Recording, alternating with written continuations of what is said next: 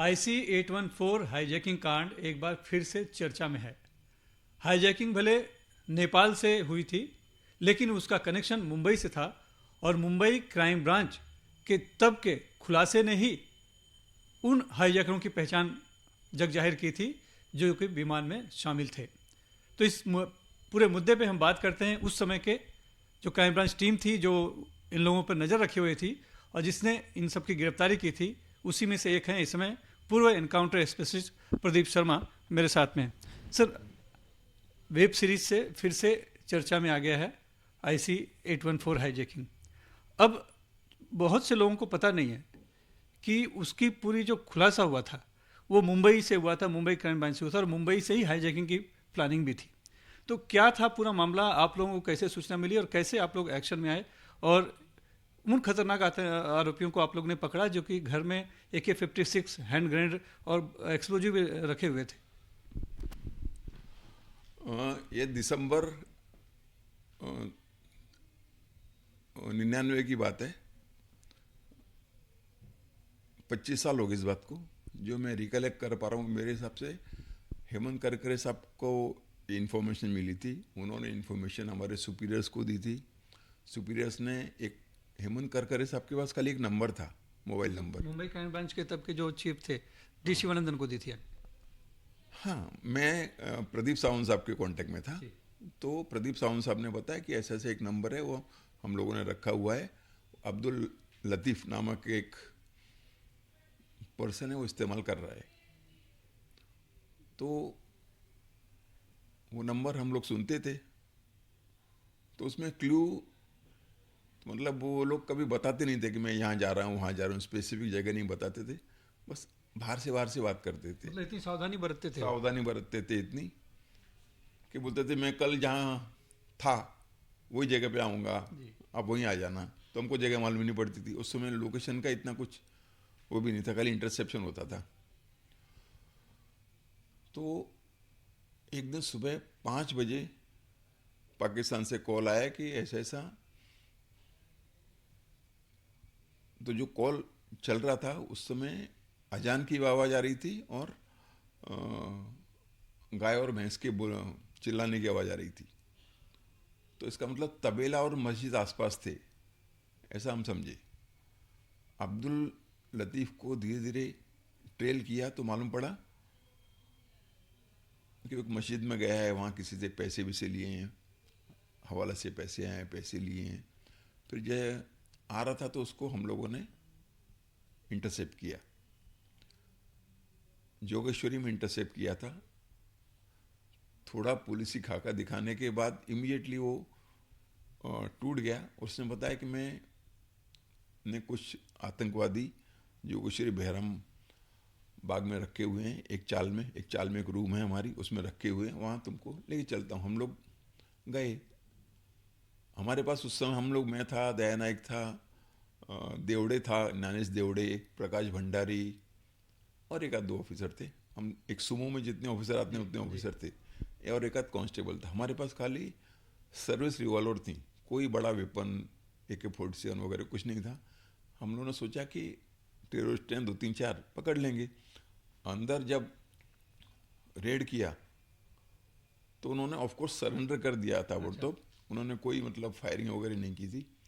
तो वहाँ देखा तो 2 AK-56, 6-7 पिस्टल्स, एक्सप्लोजिव्स, डिटोनेटर्स और हैंड ग्रेनेड्स थे। देखा तो हम लोगों ने जब झांक के देखा था रूम में, तो हैंड ग्रेनेड्स से एक आतंकी खेल रहा था, मतलब उछल रहा था, कैच कर रहा था, उछल रहा था, कैच कर रहा था। एनी हम लोगों ने उनको ओवर पावर किया, सरेंडर हुए वो लोग। और फिर उनको पूछताछ किया तो उन्होंने बताया कि जो कंधार में जो हाईजैकिंग हुई है, वो हाईजैकर्स के पासपोर्ट्स इन्होंने तैयार करके दिए थे बॉम्बे से, मुंबई से, मुंबई पासपोर्ट ऑफिस से। तो ज़्यादा जानकारी के बाद मालूम पड़ा कि ये लोग काफ़ी पहले जो हाईजैकर्स से वो भी यहाँ रहे थे, सेम जगह पे रहे थे, 2-3 अलग अलग जगह पे रहे थे। यानी पूरी हाईजैकिंग की जो प्लानिंग थी वो मुंबई से हुई थी और उसी से कनेक्टेड ये लोग थे। हाँ, उससे कनेक्टेड और इनके जरिए ही असली हाईजैकरों की पहचान हो पाई। हाँ, नहीं तो उन्होंने बताया कि जो प्लेन में है, जो हाईजैक हुआ प्लेन है खंडार में, जी। उसमें जो हाईजैकर्स हैं उनके पासपोर्ट्स इन्होंने ही तैयार करके दिए थे। तो उन्होंने फोटोज़ दिखाए। तो उस समय हमने वो फोटो हमारे डीसीपी प्रदीप सावंत साहब को दिए। उन्होंने सेंट्रल गवर्नमेंट को फोटोज़ पहुंचाए। जी। आडवाणी साहब शायद होम मिनिस्टर थे, वहाँ फोटोज़ पहुंचाए। तो बिफोर, मतलब तब तक किसी को मालूम नहीं था कि कौन हाईजैकर्स कौन है।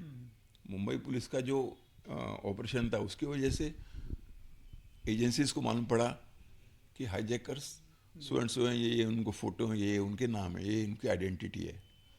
बाद में फिर वो जो कुछ हुआ, सेटलमेंट हुआ, जो भी हुआ, तो इसमें लेकिन जो जब ये यहाँ मुंबई में रहते थे उस समय उन्होंने एक बोरीवली में जी, तो कुल कितने लोग थे? तीन या चार लोग थे टोटल। 3 या 4 लोग थे। उसमें पाकिस्तानी भी थे, एक पाकिस्तान नेपाली थे, था, नेपाली था, कश्मीरी था, कश्मीरी था, और लतीफ़ जो है यहाँ मुंबई का लोकल था। लतीफ़ लोकल हैंडलर था उनका। ये कब से प्लानिंग कर रहे थे, क्या इनकी प्लान था, कुछ बताया था उन्होंने? हाँ, उन्होंने बताया, उनका प्लान था कि कुछ समय पश्चात, जनवरी महीने में शायद समथिंग, हमारे देश के प्राइम मिनिस्टर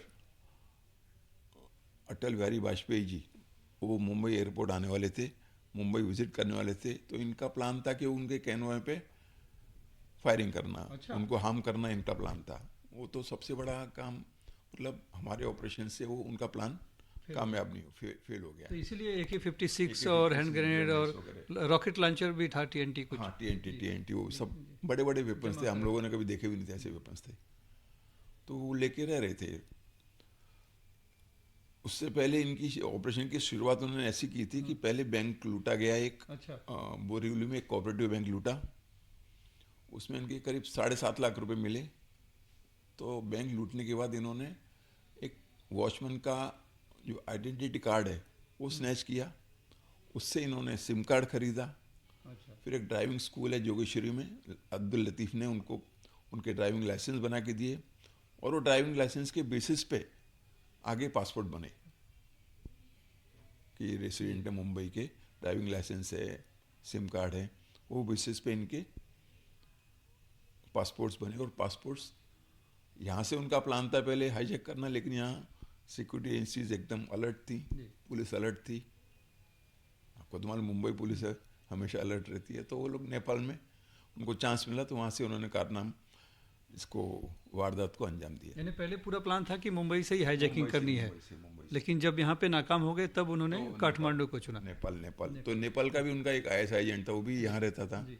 डॉलर्स मिले उनके पास, सब कुछ मिला, मतलब बहुत बड़ी कॉन्स्पिरेसी थी। अब देश के प्रधानमंत्री को एलिमिनेट करने का उनका प्लान था, लेकिन शुक्र है भगवान का कि ये इंटरनेशनल कॉन्स्पिरेसी है, ये कैसे पता चला? वहाँ विदेशी मुद्रा भी मिली थी, कुछ डॉलर्स वगैरह मिले थे वहाँ। डॉलर्स थे, नेपाली करेंसी थी, पाकिस्तानी करेंसी थी, सब करेंसी मिली थी उस समय। मेरे हिसाब से $10,000 मिले थे। अच्छा, हाँ। तो इस पूरे कॉन्स्पिरेसी के पीछे कौन था, क्या पता चला उस समय? ऐसे थी पाकिस्तान का हाथ था इसमें। जी।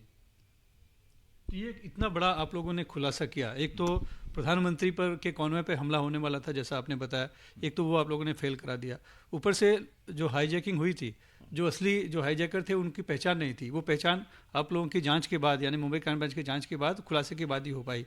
तो इसके बाद किस तरह के आगे जांच बढ़ी? उनको तो बाद में CBI को दे दिया गया था, तो आप लोग को इस तरह का कुछ इतना बड़ा आप लोगों ने काम किया था, कुछ रिवॉर्ड वगैरह कुछ मिला था तब?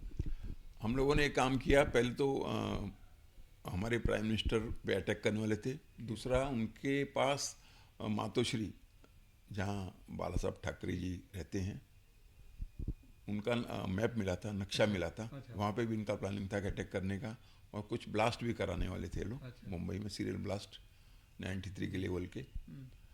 तो एक ये ऑपरेशन से भुजबल साहब उस समय होम मिनिस्टर थे, हमारे CIB ऑफिस में आए। उन्होंने सब वेपन्स वगैरह देखे, ग्रेनेड्स देखे, और हमारी टीम को उस समय 5 लाख रुपए उन्होंने रिवार्ड डिक्लेयर किया था। अच्छा, जो ऑफ कोर्स मिला नहीं आज तक, लेकिन डिक्लेयर किया था। अब तक मिला नहीं हो? नहीं, मिला नहीं है, डिक्लेयर किया था। तो मुंबई से कैमरामैन सचिन सावंत के साथ सुनील सिंह, NDTV इंडिया के लिए।